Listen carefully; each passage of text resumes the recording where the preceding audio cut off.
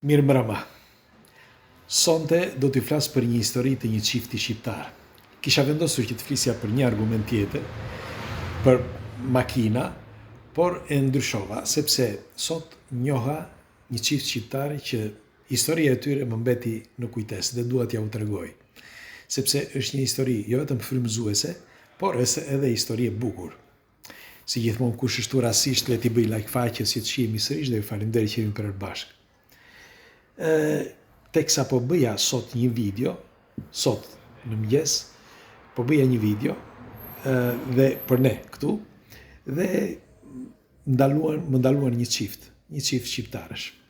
Dhe zonja në fjalë tha që më kishte parë teksa po iknin me makinë, dhe i tha të shoqit, ndaloj tha se është në dirmura, dhe më bë shumë qejfi. Kanë hapur një biznes të tyre këtu në Itali, dhe biznesi e së mirë dhe mua më bëhet jashtëmase qejfi. Më gëzohem jashtëmase. Por historia në fjalë që do t'ju them e atyre është unike. Mund të them që është unike. Ata u njohën kur ishin të rinj. Ai djalë ishte djalë nga tani është i rritur, por ishte djalë nga Saranda, kurse zonja nga Durrësi. Dhe ishin takuar para disa viteve, le të themi që u takuan në Tiranë. U takuan kur ishin të rinj. Dhe pasi u takuan që ishin të rinj, u dashuruan me njerë. Në atë kohë e keni parasysh në kohën e monizmit, sepse ai është 2 vjeç më i madh se unë, kështu që i datin 67. Nuk e di gruaja e tij nuk e di sa vjeç është, por parafërsisht duhet të jenë njësoj, të një moshe. Dhe e bukur është që kur ata në atë kohë, sepse duheshin shumë, gjoja shkonte tek Tezja dhe shkonte deri në Sarandë për të takuar. Në atë kohë kishte autobusa, nuk lëvizej me gjëra të tjera dhe duheshin ditë. Njëkohësisht edhe ai, kur shkonte që takonte, bënte kilometra të tërë derisa shkonte që merrte trenin në Vlorë, pastaj nga Vlora shkonte në Durrës. Dhe kjo gjë zgjati. Mirë po, kur erdhi momenti, donin që ti martonin. Gjithsekush kërkonte që ti martonte, si bëhesh në kohën e monizmit. Vajzës, pra kësaj gruas, i gjetën njeri që donin të martonin me dikë. Me fjalë erdhi momenti, si i thot burri, babai, dhe i thot që ti duhet martohesh me dikë. Dhe kështu që ky ishte momenti. E njëjta gjë ndodhi edhe me këtë zotrin. Edhe ky donte të bënte të njëjtën gjë. I thanë që të martohej me një vajzë, mirë po ky nuk e donte. Ky dashuria e tij dihej se kush ishte. Megjithatë, kaloi kohë dhe ai mori vesh që kjo vajzë, pra u martua. U martua sepse në atë kohë nuk ishte telefona si sot, që sot me anë të telefonave zgjidh shumë probleme. Në atë kohë ishte e vështirë, me kartolina, me letra, që kush e di se kur vinin, ndonjëherë nuk vinin fare. Veçbëri, ajo kishte dërguar një letër, që i thoshte në atë letër se çfarë duhet të bënin, e qysh edhe disa informacione të tjera, duke i thënë që ti nëse nuk vjen dhe nuk më merr, unë padyshim nuk kam ku shkoj dhe do martohem, se këta nuk më lënë. Mirë po kjo letër nuk arriti kurrë. Dhe ai kur mori vesh që kjo ishte martuar.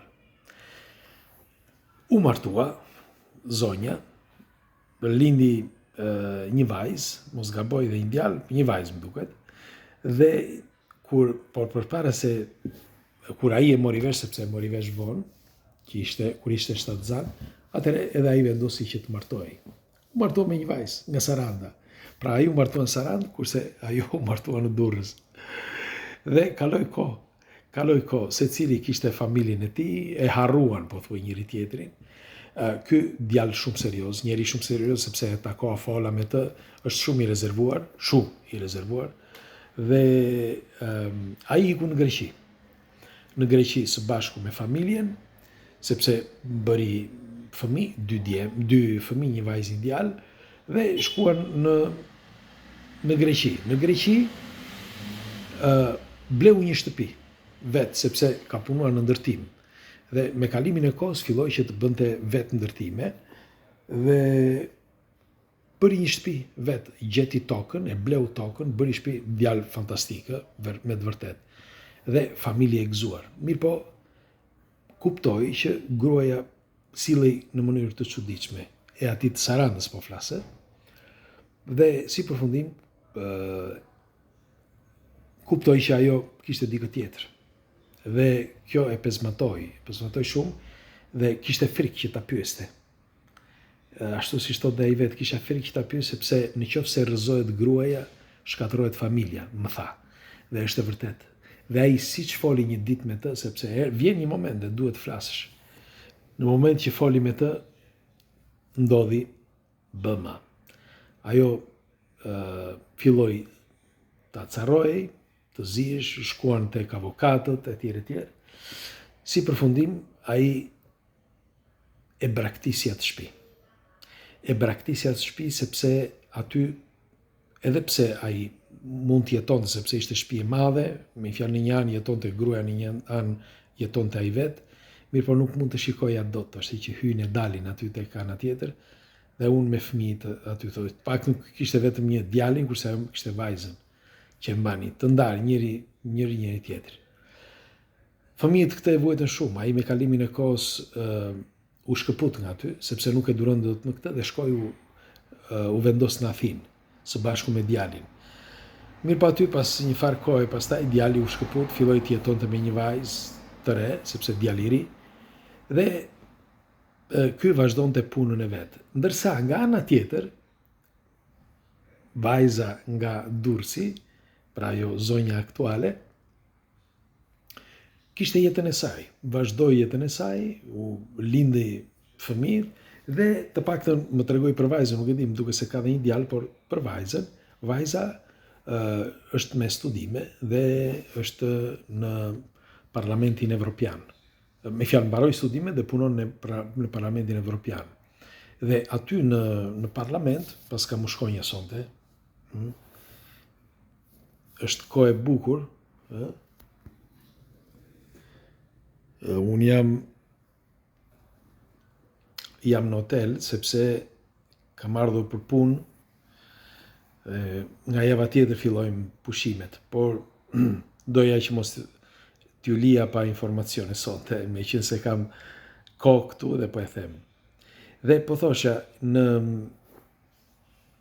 kur ajo u spostua që shkoj me studime, ka studuar në Francë vajza, shkoj edhe kjo zonja në Francë. Dhe aty ndodhi diçka me burrin e vet. Me një fjalë, ajo e kuptoi që kishte diçka që nuk shkonte. Në fakt, pas një farë kohe kuptoi që ky e tradhtonte dhe e kapi mat me tradhtime. Dhe u ndan. Pas disa vitesh, nuk kaloi shumë, 2 vjet, më duket ose 3 vjet, një gjë e tillë, dhe e gjeti kjo. Kjo vajza nga Durrësi, që tashmë është zonjë, e gjeti këtë dhe i shkruajti një mesazh në Facebook. Ai e lexon mesazhin edhe si thot dhe ai vet, u mbeti pa fjalë. U mallëngjeva, tha, sepse më kujtoi rinin, tha, pastaj jeta, tha, ka bërë vetën, ka patur, edhe unë kisha frikë vetëm këtë, thoshte, që unë bëra jetën time, bëra gabime, ajo nuk di çfarë jetë ka bërë, dhe unë nuk mendoja që thoshe që okej, ta provoj një që të shihemi edhe njerë se ndoshta funksionon. Por nuk pata mundësi që të thoshja këtë fjalë, por i thash me njerë, dua që të takohemi. Dhe kështu u takuan. E dini se sa kohë kishte kaluar për të takuar? Thuajeni ju, sa vjetë mund të kenë kaluar ata pa u parë, me fjalë pa u takuar. Ju kujtoj që ata ishin të rinj në atë kohë, ishin 17-18 vjeç. Ai s'kishte bërë ende ushtrin, ishte ai ishte 17, ajo mund të ketë qenë 15-16 vjeçe. Pra ishin të rinj, në atë kohë përdorej, kjo moshë përdorej për të njohur. Kështu që ai bëri jetën e tij dhe ajo jetën e saj. Merreni me mend, janë takuar para 6 viteve. Me fjalë, sa vjet i bie? 6 vjet. Nëse ata kanë qenë, ajo ka qenë 15, 20 edhe 30 vjetë, 25-30 vjetë pa u takuar. 25 vjetë, ndoshta, po. Merreni me mend, dhe nga në momenti që u takuan, me njëherë lindi shkëndia që kishte lidhur biles me forcë atëherë. Dhe ata sot jetojnë bashkë këtu, në Itali.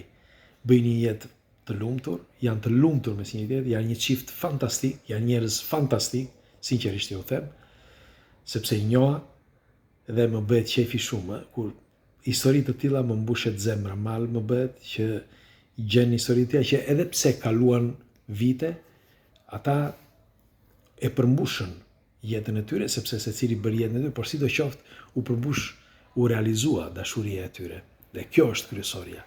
Kështu që asnjëherë nuk duhet humbur besimi, mendoj unë, sepse një ditë apo një tjetër ndoshta realizohet ajo ëndër që ti ke.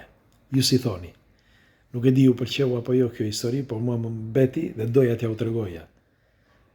Sot në darkë, me një fjalë, më ofruan darkën, nuk kishte shans, unë nuk e kuptova që ata shkuan dhe bën pagesën, sepse ndryshe nuk do rjes, dhe nuk më, se gjithsekush ka hallet e tij dhe nuk duaj. Por e pash që bën me kënaqësi, të nxirja para nga xhepi më dukej ofendim, kështu që të paktën u dhash nga një ëmbëlsirë, por njerëz me të vërtet fantastik. Kështu që unë doja t'i përshëndesja kështu nga ana ime dhe nga ana juaj njëkohësisht për këtë konkretizim të dashurisë tyre që është bërë edhe pse vonë dhe që të jetojnë të lumtur pjesën tjetër të jetës, dhe do të dëshiroja që edhe ju të jetoni të lumtur dhe shpresoj që të keni një histori të tillë ose të riktheheni në një histori të tillë nëse e keni humbur. Pres komentet tuaja. Ju përqafoj natën e mirë.